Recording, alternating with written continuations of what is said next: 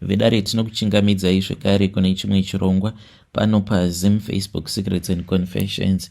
Tadzoka zvekare nemamwe mamessages. Regedzai tibva tapinda mumamessages edu atadzoka takakubatirai. Message yedu yekutanga yakamira sekudai so: hanzi makadi zvenyu mukoma, ndinokumbirawo kuti munge muchindiposterawo nyaya yangu mangavigawo chitupa changu. Ndiri mudzimai ane makore 39 years ekuberekwa. Vana handichina, vose ndakapera kuuraya muurombwa hwangu ndichita vekuchekeresa, because pandakaenda kunoromba ndainge ndakanzi ndinofanira kuti ndinge ndichingochekeresa mwana umwe chete nechibereko changu on top. So ndakabva ndachiti wani zviri nani. Mukomanashi handina kuziva kuti zvinhu izvi kana kuri kunze zvainge zvichazoberekana, zvainge zvichizoda zvekare kuti ndinge ndichizochekeresa umwe mwana. So mushure mekunge zvinhu izvi zvabereka, because izvo zvinouya zvichirara neni, saka zvakabva zvachizoti zviri kuda zvekare kuti ndinge ndichizouraya umwe mwana wangu. Ende panguva iyo yekuti zvinhu izvi zvinenge zvichitaura neni, handina kana zvandinenge ndichimbofunga. Ndinenge ndichingofunga chete nekuti ndingazvifadza sei zvikwambo zvacho izvozvo. Ndinozoti paya kana kuri kunzi zvava kusataura neni, then ndo pandinobva ndachizotanga kufunga zvakanaka manje kuti ko zvinhu izvi zvatondimanikidza kuti ndinge ndichiita zvinhu zvandinenge ndisingadi kuita. Nyaya yangu mukoma yakatangira apo pandainge ndichiri kuSouth Africa. Ndakaenda kuSouth Africa nemurume wangu. Pandakaenda kuSouth Africa nemurume wangu mainge muri mugore ra2012. Takasvika kuya ndokubva tatanga kushanda, asi takabva tatanga kusangana nematambudziko akasiyana-siyana mumarriage yedu, asi takazoti tadzoka kuZimbabwe ini ndikabva ndati zvainge zviri nani kuti ndinge ndichingozviudza kuti zveSouth Africa zvainge zvandiramba. Apo mainge mava mugore ra2016 ndokubva ndachizongotanga hangu kungoshanda muno mumuzimu hangu ndichishanda summit. Saka amai avo vandainge ndichishandira ivo vainge vachiita business rekutengesa mabhero, uye zvekare vainge vaine mashops avo. So ndakabva ndachizotanga kuunganidzawo mari, ndikabva ndachizotaura neumwe murume wekuMozambique. Ndakazviita izvi in secret, aipota achivahodhesera mabhero acho iwawo. So akabva achizondiudza mari yaainge achida, uye zvekare akandipa mafone numbers emamwewo matransporters andaikwanisa kuzotumidzira nawo mari yacho, uye zvekare vachizondiunzira mabhero acho. So ndakatanga nemabhero angu 2, ndikabva ndaramba ndichingosimukira apa ndichishanda zvekare. Saka vakabva vachizozviziva kuti ndo zvandainge ndava kuita kwava kundidzinga basa mushure mekunge vandinyima mari yangu yepay. So uya paakazozviziva kuti ndo zvainge zvaiitika, akabva ati kwandiri, unokwanisa here kuti unge uchiuya kwandiri, because zvimwe zvacho hazvidi kuti tinge tichitaurirana pafoni. Ndainge ndisina mari mukoma, asi ndakachizongomanikidzirawo kuti ndinge ndichiendako kuMozambique. Ndasvika kuya akabva ati madam boss vako handizivi kuti vaita utsinye kudaro, because kunyange pavainge vachiri kutambudzika vaitouya kunoku ndichitovabatsira, ende ndini ndakazotovaendesa kune umwe murume uyo akavabatsira kuti vange vachizokwanisa kuita mari yakawanda. Mukomanashi ndakabva ndachizoendeswa kune n'anga yacho iyoyo yakazondirombesa. Saka ndakabva ndachizonzi kuti iwewe ndinge ndichikwanisa kukurombesa unofanira kuti unge uchinyora mazita evana vako. Ndakanyora mazita evana vangu 2, kwava kuzotora chipepa chiya, ndikabva ndanzi ndinge ndichiisa chipepa chiya muhari, ndokubva chanyangarika chipepa chiya. Handina kumbofunga zvakanyanya nezvazvo, because ndainge ndiri pakutambudzika, ndiri pakutsvaka. Apa ndava kutanga kufunga kuti zvino kabhizinesi kangu zvakainge kava kutanga kusimukira, then at the same time ndobva ndadzingwa basa. So mukomanashi ndakangozviudza kuti ndichazongoonawo chero zvazvaita. Mushure mekunge ndanyora mazita aya, ndopa ndakabva ndachizopiwa rimwe bhandi iri ndakanzi ndaifanira kuti ndinge ndichizorichengeta kwe3 months. Mukomanashi ndakagara naro bhandi iroro ndisingazivi kuti bhandi iri rainge richazoshanduka kuita nyoka chinova chiri chikwambo changu chakazozvara zvekare zvimwe zvikwambo zviviri, zvinoreva izvo kuti pari zvino ndine zvikwambo zvitatu izvo zvinouya zvichirara neni. Saka ndainge ndakanzi bhande iri rainge richazotanga kundipa mari zvechokwadi nerimwe zuva mukomana ndakamuka ainge achiri makuseniseni apa usiku hwose ndainge ndangorara ndichingorota ndichirara nenyoka, asi zvainge zvichindinakidza chaizvo. Apa vaya vekundibatsira vainge vakati kana ukarota dzimwe hope dzekuti dzinenge dziri hope dzisina kujairirika, kana ukamuka unenge uchifanira kuti unge uchizoenda mutoilet. Kana waenda mutoilet obva wachizozvimanikidza kuita wet, obva wachizotora mvura, obva wachizorunga neshuga, obva wachizonwa, asi usanwa yakawanda, obva wadzokera hako obva wanorara. Kwamanashi ndakangoti ndarota ndichirarwa nenyoka. Pandakangopepuka ndakaita zvekuvhunduka ndakabatwa nemadzikirira, ndikabva ndati ndozviyaka zvandakaudzwa neng'anga iya yakwava kumuka. Ndikabva ndatora kapu ndokubva ndaenda ndikabva ndachizonoita wet, ndikabva ndatora shuga ndikabva ndachizorunga ndokubva ndatanga kunwa hangu. Ndakazoti ndarara handina kana kuzombobatwa nemadzikirira. Zvechokwadi ndakatoona nyoka ichitoya kwandiri ndokubva yachizopinda mandiri ikatanga kusika neni bonde. Saizvozvo mushure mekunge ndarota hope dziya zvechokwadi mangwana acho makuseni ndakaona kuti painge paine bhandi, painge paine bundle rema-US dollars. Ndakafara chaizvo mukomanashi. Ndainge ndichida kutoridza mhere, asi ndakatya kuti madam boss vangu ivo vaikwanisa kuzozviziva, nekuti pavakazozviziva kuti munhu akavabatsira mukurombwa hwavo ndiye zvekare ainge akandibatsira, vakarwadziwa mukomanashi, vakatomboda kunditsvakira nyaya, asi nekuda kwekuti zvainge zviri zvinhu zvepamweya, mapurisa kunyange ainge achitombotumwa sometimes kuti vange vachiuya kuzondisunga, ndaitongovaudza kuti dai maiziva kuti zvinhu zvese zviri kuitika hondo dzacho dzinotangira pamweya, aiwa maisiyana nazvo. Umwe wacho mushure mekunge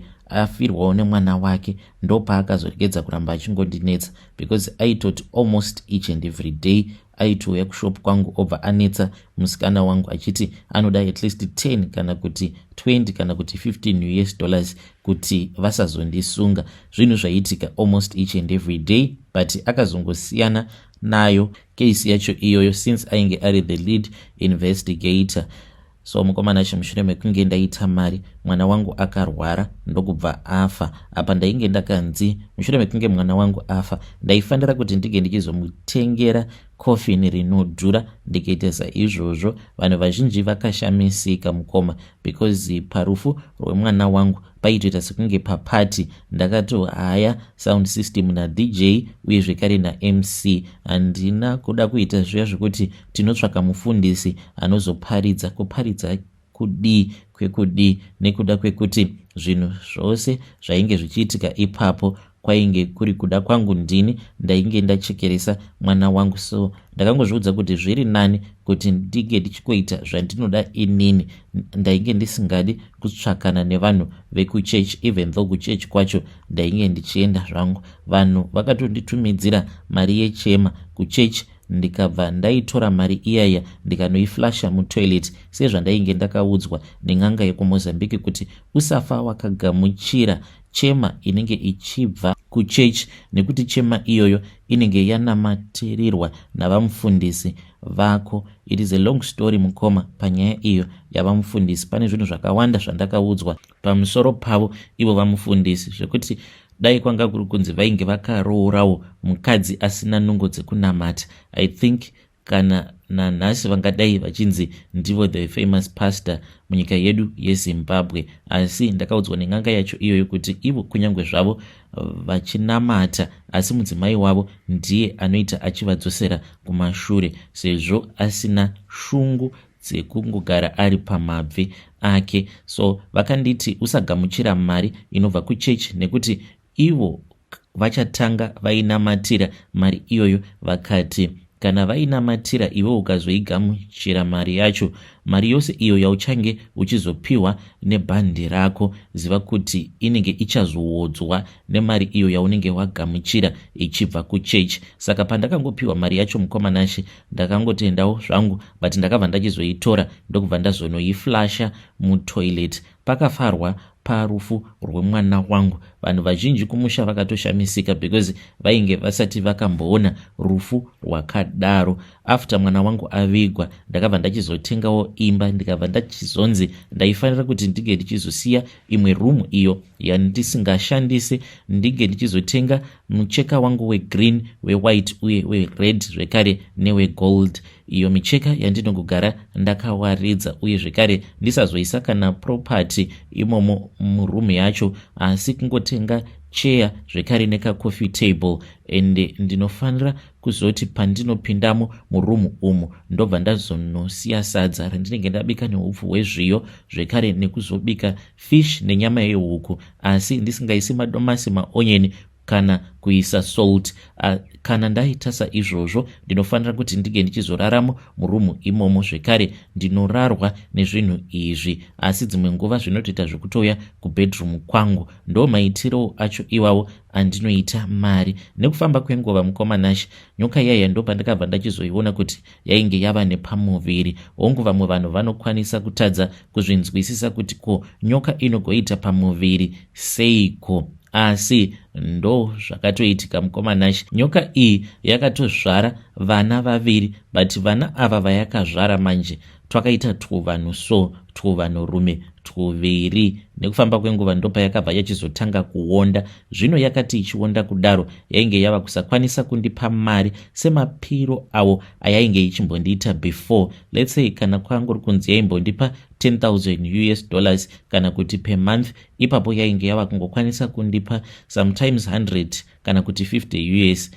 Apa ndainge ndichiri kuda kusimudzira mabusinesses angu. Ndakaibvunza kuti what was going on, iyo haitauri neni as such, inozoita zvekundirotesa. Ndakazoti ndakarara mukomanashe, ndopa ndakabva ndachizotanga kurota ndichiona sort of like a vision ichindiragidza iyo kuti yainge isingachakwanisi kundipa mari yakawanda because yainge yava kuziya nenzara, because apa yainge yavawo nevana yaifanira kuti inge ichizopota ichitsvakira vana vayo zvokudya since vainge vachiri vadiki. Saka painge pachidiwa ropa, ndikati ropa rani. Ndopa ndakabva ndachizorakidzwa vision apo pandainge ndiri kuMozambique, pandakanzi ndige ndichinyora mazita, ndichizoisa mazita evana vangu muhari. So wainge uri mucherechedzo wekuti ndaifanira kuti ndige ndichizouraya umwe mwana wangu wechinumber 2, ndikabva ndachizoita saizvozvo. Zvinova zviri zvinhu zvakandirwadza because ipapo pavakati nechibereko chako chiri kufanira kuti chinge chichizosara pano. Mukomanache ndakangozviudza kuti sezvo ndainge ndichazongochekeresa mwana wangu 1, painge pasitomborina kana problem inini nemwana wangu. Kana ndazova mupfumi, tainge tichazonakirwa neupenyu, uye zvekare iyewo mukuzonokura kwake ainge achazondipawo vazukuru vakawanda. Mukomanache ndakarwadziwa, asi painge pasina zvekuzviita because nyoka iyi yakabva yati kana kuri kunzi ukatadza kundipawo ropa remwana wako, zvinoreva kuti ndichatanga kupindirawo mumabusinesses ako ndichimakoromora, zvekare nekuzokutorera hama dzako. Apa yainge yakatageta zvekare amai vangu. Ndikabva ndachizosarudza kuti mwana zvainge zviri nani kuti mwana wangu ange achizofa. Right now ndiri munhu wekuti dzimwe nguva ndinorarama upenyu hunenge huri lonely. I do get some men that I can date, but ndezvaizvo kungototi ndini ndinotosarudza varume vacho ivavo vandinenge ndichidanana navo, and ndinopiwa mvumiro, uye zvekare kana nguva yakwana yekuti ndinge ndichizorambana nemurume wandinenge ndichidata, nyoka iyi inobva yandiudza kuti aiwa nguva yakwana. Kana nguva yakwana mukoma, inenge yatokwana, then I have to dump that guy that I will be dating. Saka panyaya iyi yekunzi munhu wakaromba, hakusi kunzi munhu unenge uchida kuromba. Like for me as an example, pandakaenda nemurume wangu kuSouth Africa mukoma, I had high hopes kuti zvinhu zvichanaka, and pose paunonzi waitawo something unenge uine tarisiro yekuti zvichanaka. Ipapo patakatobva kuZim, muone zvenyu vamwene vangu vakatoti kwandiri makoti dai waregedza kuramba uchingomanikidza murume wako kuti handei kuSouth Africa. This was after ndafonderwa nefriend yangu achiti murungu wemurume wake ainge achitsvaka munhu webasa. Apa murume wangu ainge asingatombodi kuti tinge tichizoenda kuSouth Africa, zvokuti zvimwe kuda marriage yangu ingadai isina kuzoparara. Asi nekudawo kurarama upenyu hwakanaka, ndakabva ndamuudza kuti ini ndava kuenda hangu ndiri ndega kuSouth Africa, but akabva achizongoti it is fine, hapana pandingaregedza mukadzi achienda ega kuSouth Africa. So mukomana achi ndakabva ndachizoenda nemurume wangu kuSouth Africa kuya, ndokubva achizotanga kunwa doro. Ndo patakatanga kunetsana ipapo kuti ko iwe wava kunwa doro seiko, because hauna kumbogara vakaita zvokunwa doro patainge tichiri kuZimu. Saka akazopandutswa nemurume wefriend yangu, because vainge voshanda vose vachiwirirana, plus murume wefriend yangu ndiye ainge ari supervisor kubasa. Mukuzononwa doro umu ndopaakachizotanga kuita zvemahure. Ndaiti kana ndikamubvunza aibva ati kwandiri, handiti wakandimanikidza here kuti ndige ndichizoya kuno kuSouth Africa ndisingadi? Saka ndo izvozvo zviri kutoitika. Iwe unofanira kutoti unge uchitongojairira kuti ndo zviri kutoitika. Mukomanashi pandakazorohwa nemurume mushure mekunge ndamubata aine girlfriend, ndo pandakaona kuti marriage painge pasisina.